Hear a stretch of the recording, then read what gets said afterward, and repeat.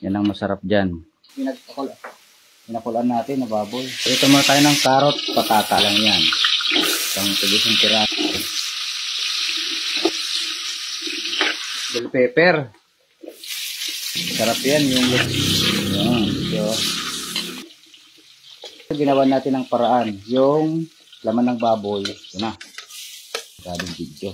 Sibuyas. Ito, pinakulang ko na yan. Niluto ko na yan. Kamatis.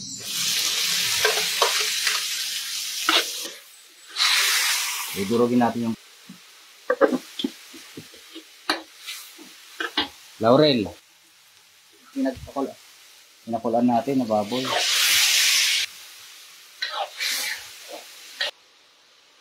Oyster sauce.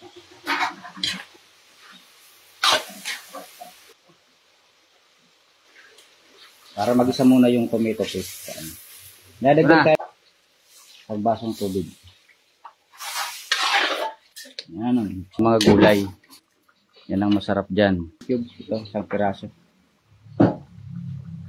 Baka may magsabi nga naman dyan, baboy, tapos silagay, chicken. Yan ang masyado. Masarsa. Okay lang. Mga ano lang, kalahati. Baka mas lalo umalat. Nakunan natin yung hinanap na lasa.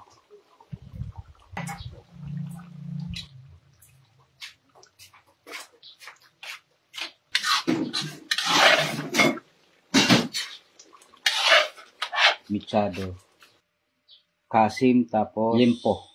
Yan ang masaganda dyan. Dapat may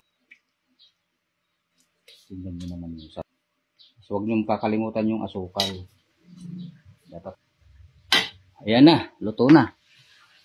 Salamat sa mga nanonood.